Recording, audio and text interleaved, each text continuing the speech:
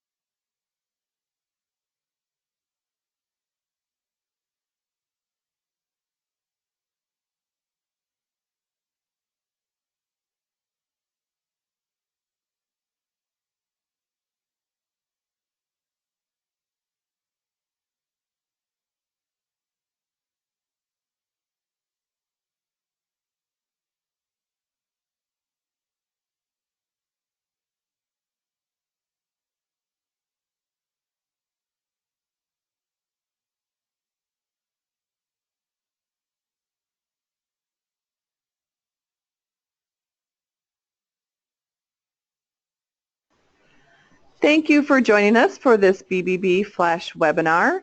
And thank you to Affordable IT for coming out here and helping us understand just what our firewalls mean. I'm going to turn it on over to these gentlemen now, and they can go ahead and introduce themselves and company and get started.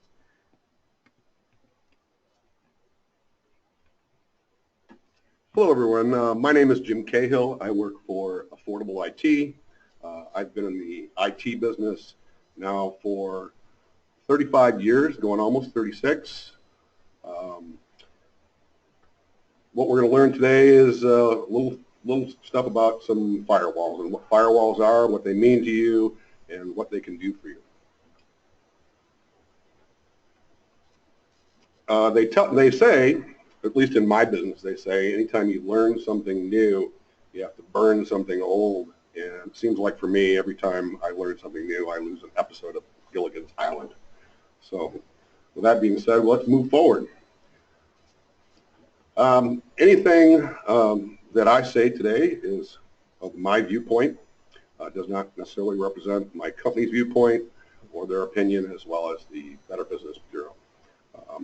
What I've listed here is your typical disclaimer. If you read all the little fine print there, it's things like, allow 6 to 8 weeks for delivery, no batteries not included, your mileage may vary.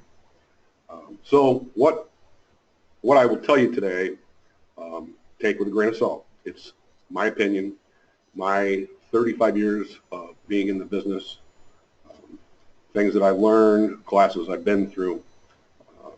A lot of this knowledge is hands-on with my clients. So I'm going to pass along to you as much as I can in a short period of time and not over-technicalize it, or try not to anyways. What is a firewall? We're also going to talk about the types of firewalls.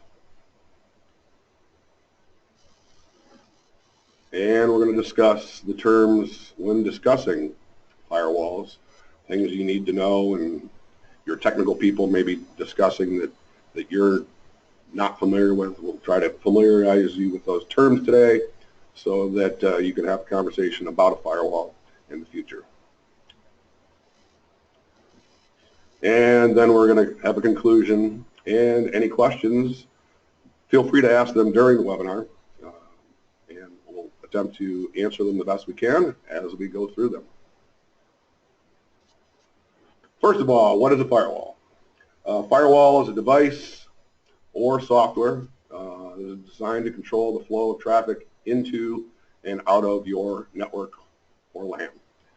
In general, firewalls are installed to prevent attacks. Big thing in the news these days is cyber attacks. They're going on constantly. As a matter of fact, let's move on to the next screen here. Cybersecurity threats.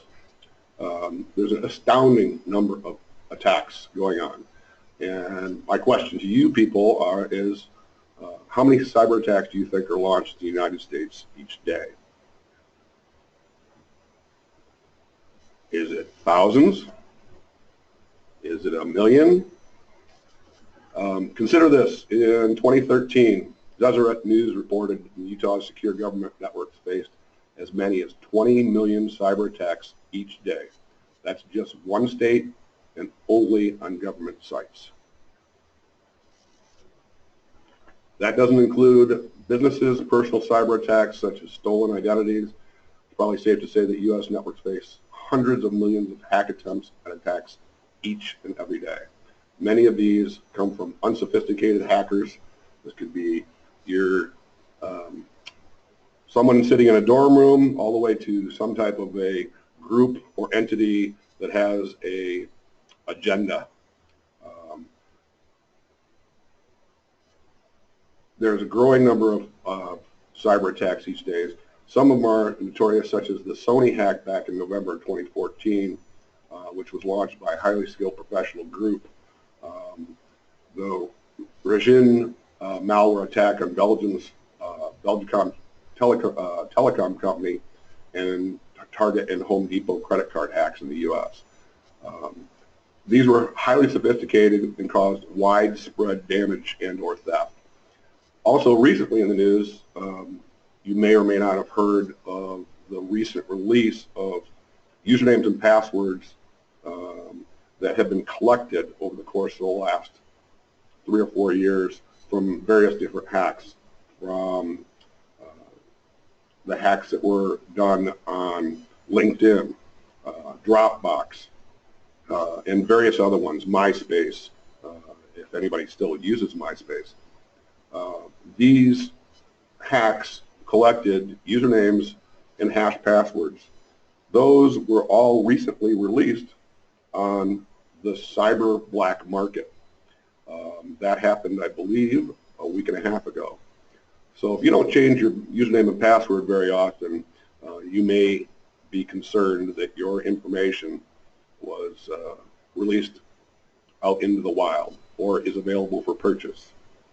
Just an FYI. Excuse me. These are the big numbers.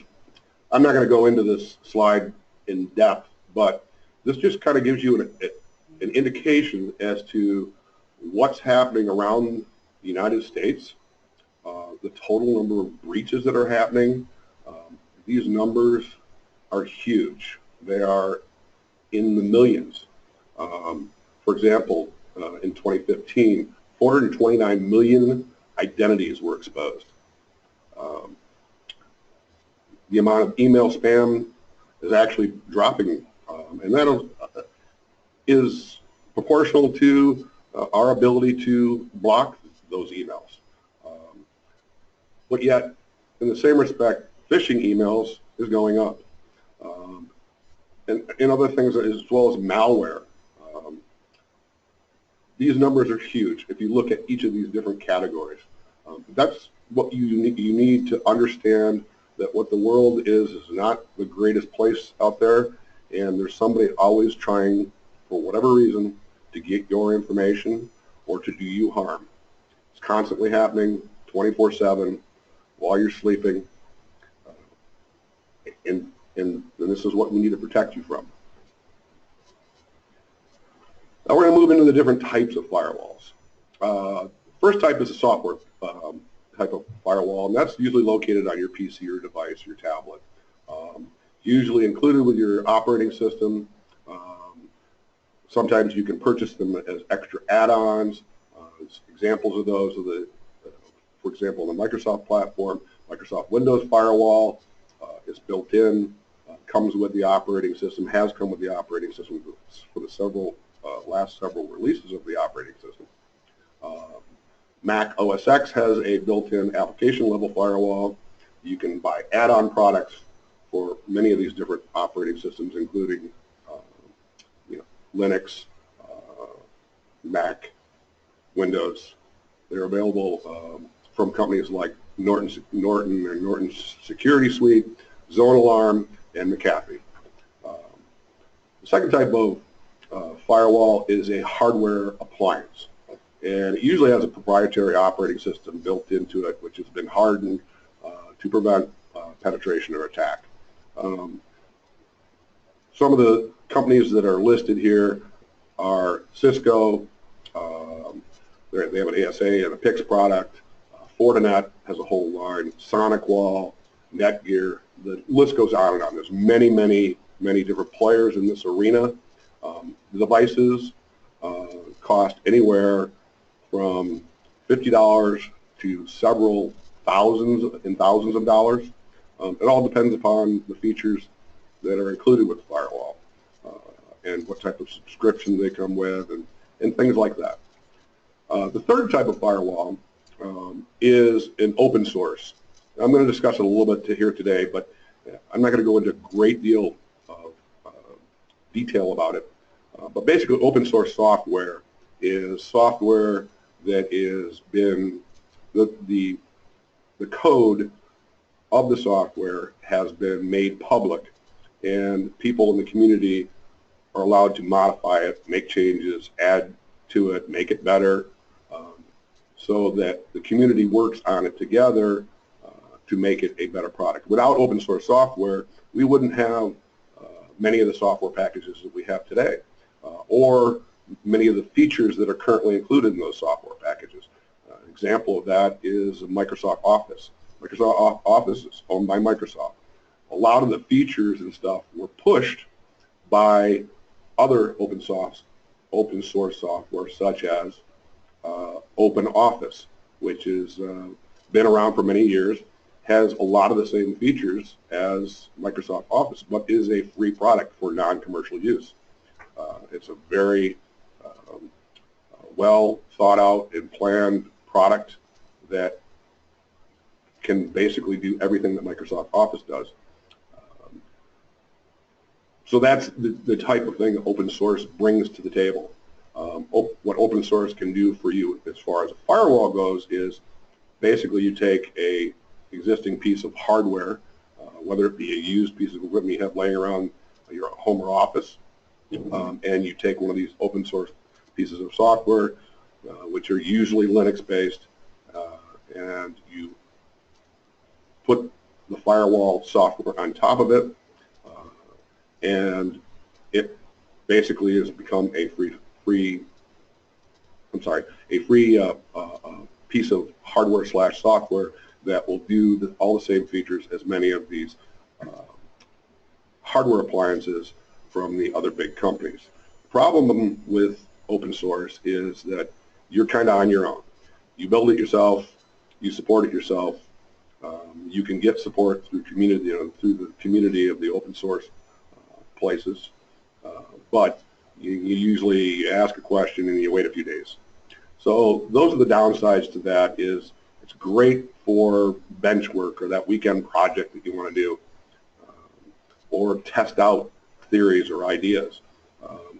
In the general small, the medium, the large business arena, I would recommend against going down this road unless you have a full IT staff that can support this type of open source device.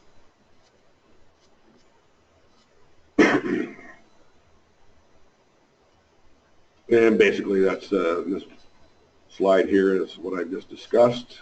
We'll move on to the next slide. Terms used with firewalls. Now these are not all the terms, these are just a lot of the key ones that we use on a day-to-day basis when we discuss firewalls. First is DMZ, which is Demilitarized Zone. NAT, Network Address Translation. Proxy, Application Proxy. Circuit Proxy. Packet Filtering. SPI or Stateful Packet Filtering or Inspection. Logging, ASIC, NGFW, UTM, and VPN. Now there's many other terms that we use, but I'm going to primarily focus on these ones today.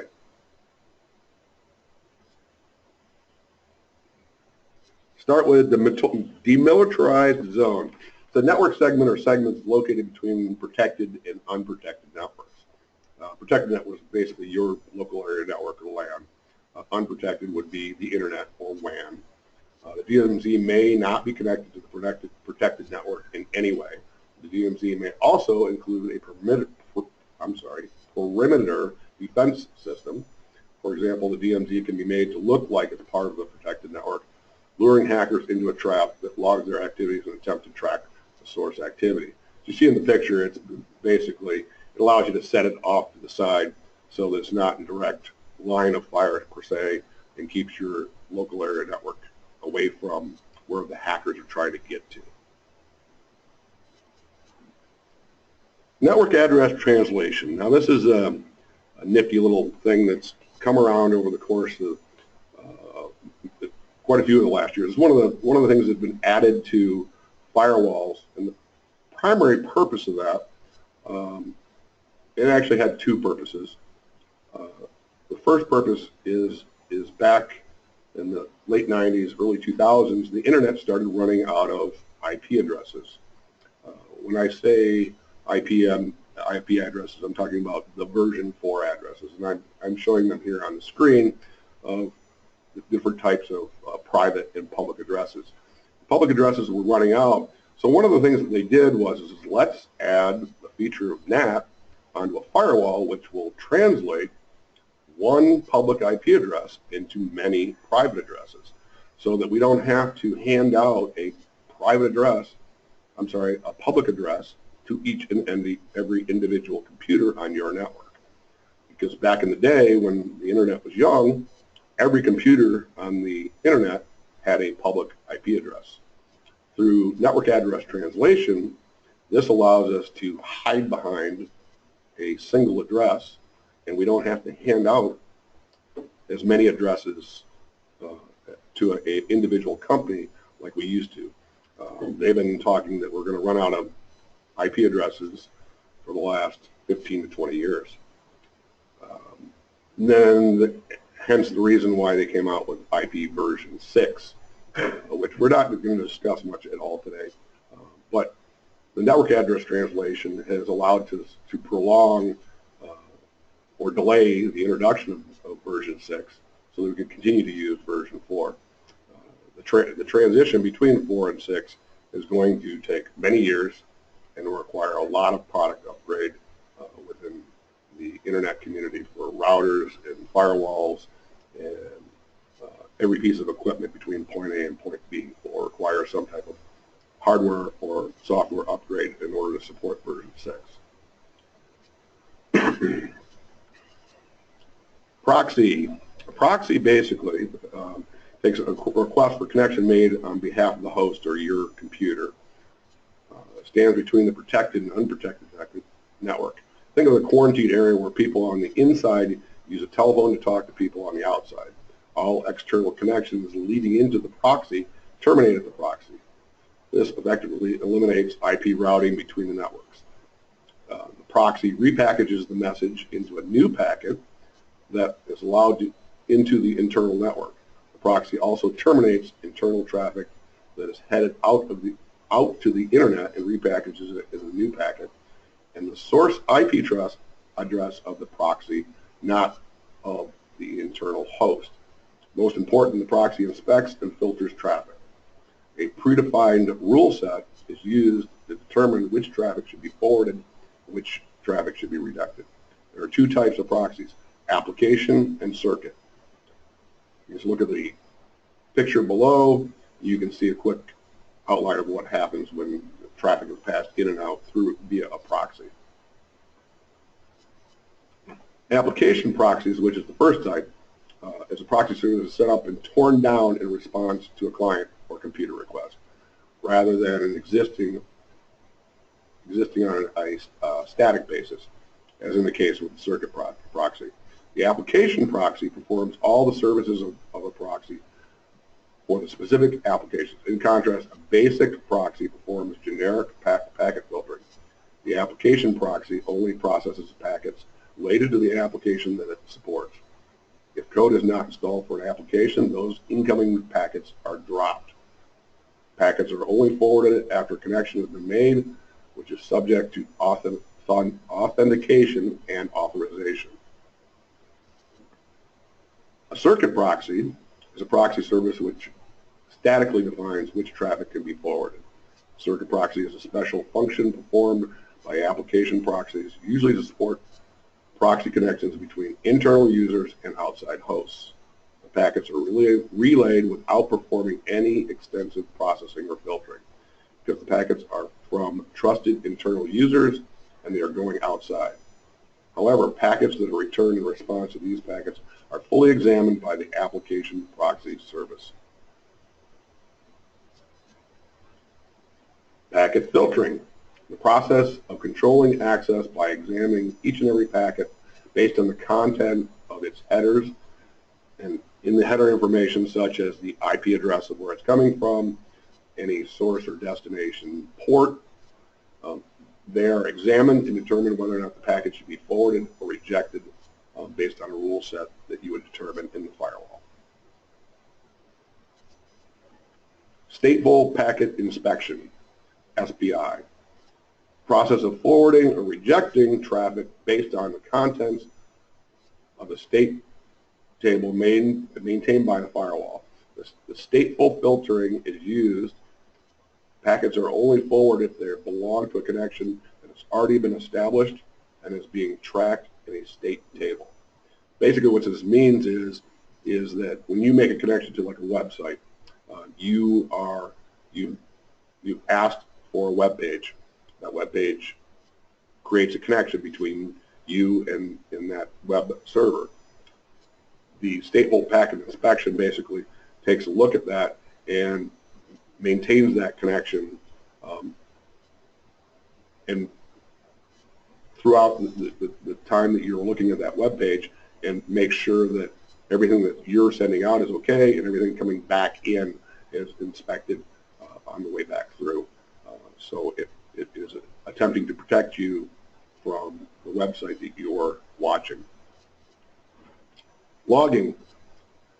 Excuse me. The recording of user requests made to the firewall. All requests are typically logged, including or logged illegal and rejected traffic. This logging may be local, but that local logging has limited storage space within the firewall, depending upon the firewall storage limitations, or sent to a logging system, or for long retention, some are even sent off to cloud services where you can look at reports via a web page. ASIC, or application-specific integrated circuits. Many years ago, a lot of the firewall vendors started to create specific integrated circuit chips that would do the features and functionality of many tasks or a very specific task, and it could do it much faster by using these ASIC chips. They increase performance. ASIC-based designs are good in two major areas. One, they increase performance of a specific logarithm by the hardware design, and also producing the hardware chips at a lower cost. Typically, the best logarithm that can be burnt into an ASIC hardware should be static and do not change frequently. Mathematical encryption algorithms, such as for VPN or SSL connections, fall into this category. Hardware companies like NetScreen and Fortinet are touting that their appliances are ASIC-based, but technically only portions of their products are actually using the ASIC components. Primarily, the ASIC increases the performance and speed in very specific areas within the firewall that allow the firewall to function at a better speed and a higher throughput. The most important thing to remember is with the ASICs,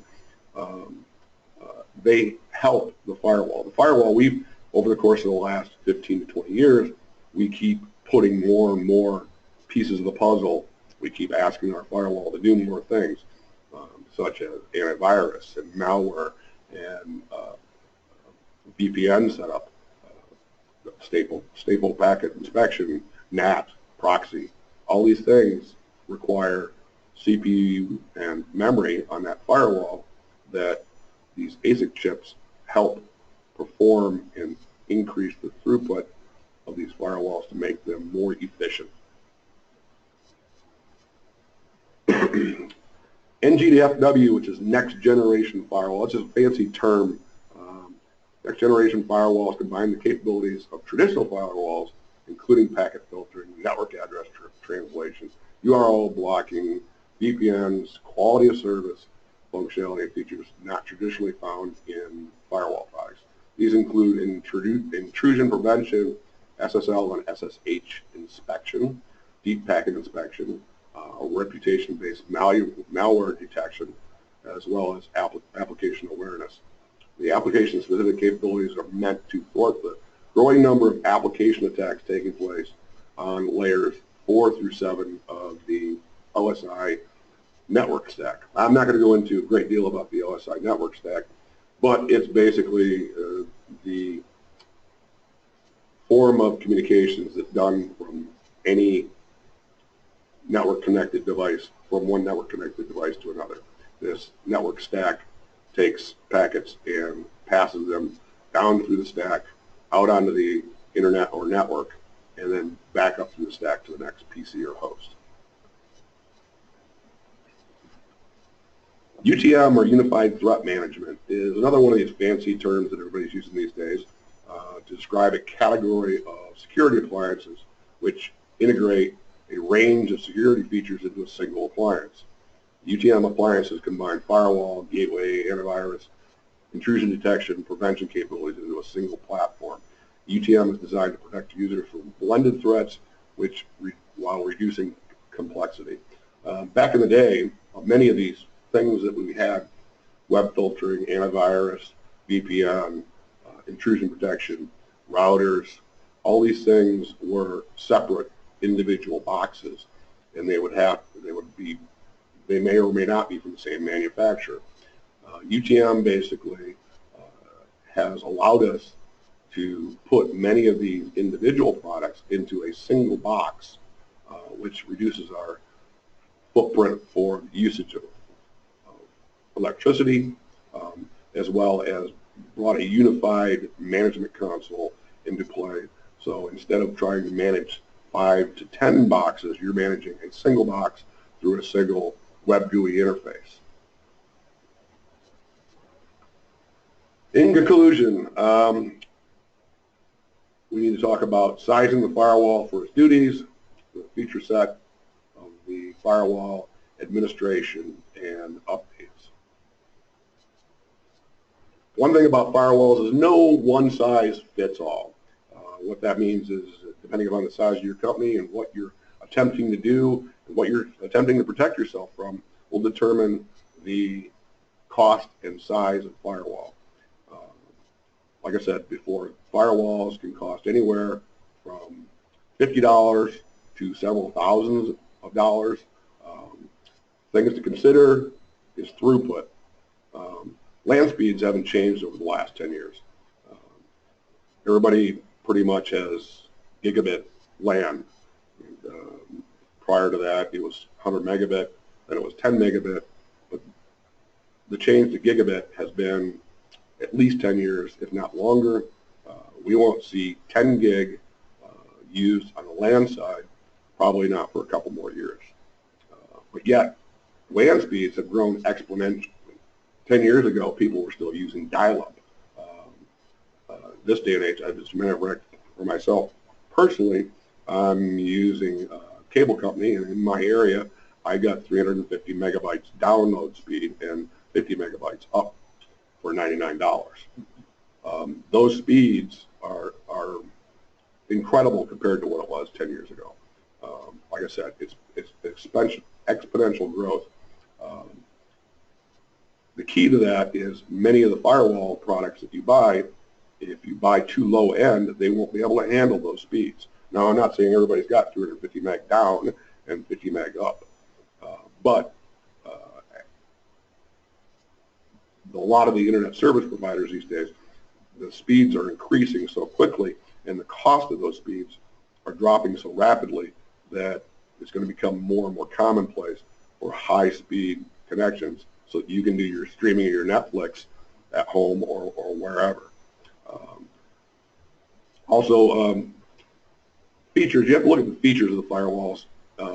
Not every feature will you need. If you're not hosting your own website internally or your own email, then basically you're going to be looking to buy an appliance, a firewall that will protect your users and not have to worry about protecting your web server or your email server. If you do host your own email internally or your own website, then you're going to spend more money because you're going to be purchasing a firewall that's going to help protect those services that you're trying to provide to the world. A lot of the services can be purchased a la carte. So you could buy a firewall that has VPN capability, but doesn't require a lot of the other features that you could save some money on and reduce that cost. Typically, the more features, the more expensive, but they also require additional complexity to administer. The other thing you need to consider is a subscription. When you first purchase a firewall, that firewall may or may not include any subscriptions for updates. And what happens in year 2?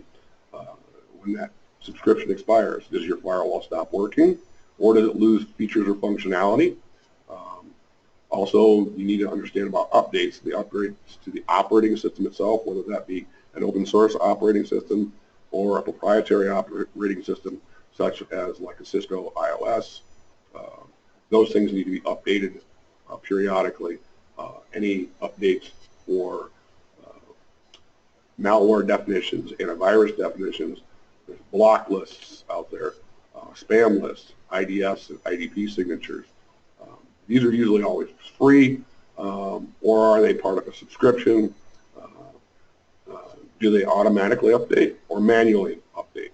So is that we're going to require somebody to administer and touch those on a daily, weekly, monthly basis? Who's going to manage your firewall? No one. A lot of people will do a set it and forget it kind of thing. When let's install a firewall, good, we're all done, everything's, we're safe. That's not necessarily the case. You don't want to set and forget. Somebody needs to manage or look at the logs and look to see if people are trying to penetrate your system. And I guarantee you they are. Is that going to be an internal IT person, a third-party IT person, a managed service provider, or maybe it's your cousin's nephew? Whoever it is, someone needs to look at your firewall. Also, other things to consider is Wi-Fi access. This really doesn't have a lot to do with firewalls per se, but what you're allowing is another access point into your network. And this is bypassing your firewall, or may or may not be bypassing it. The question is there guest access?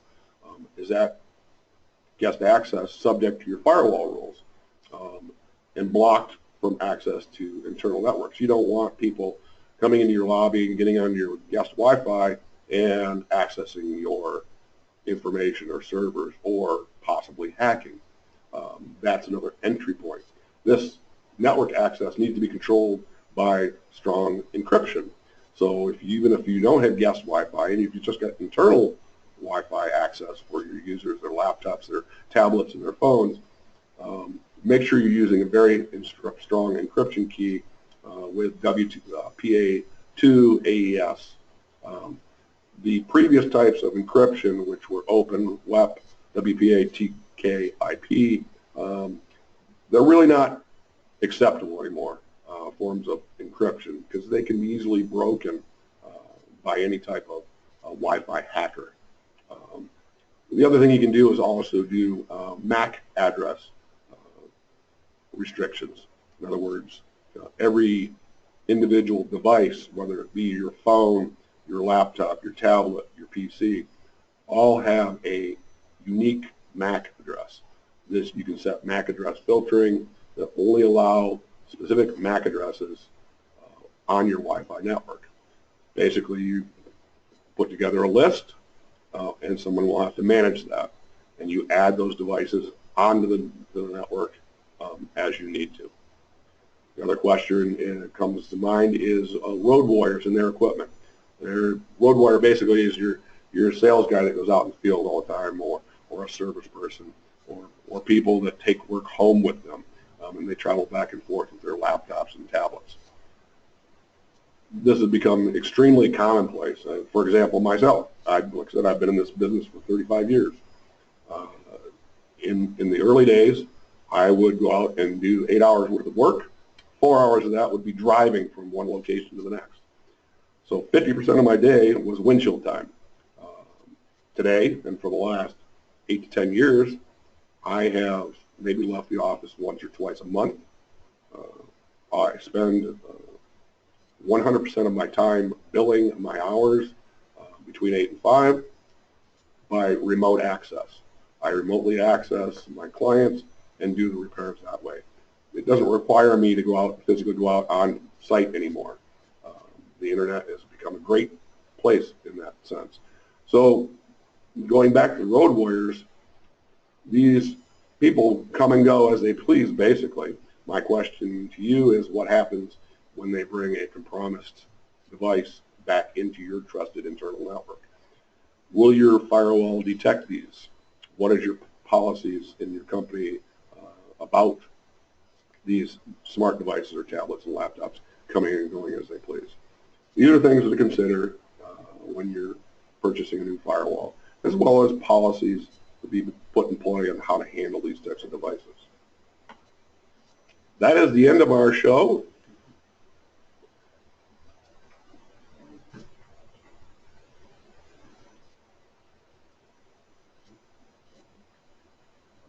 Thank you for coming.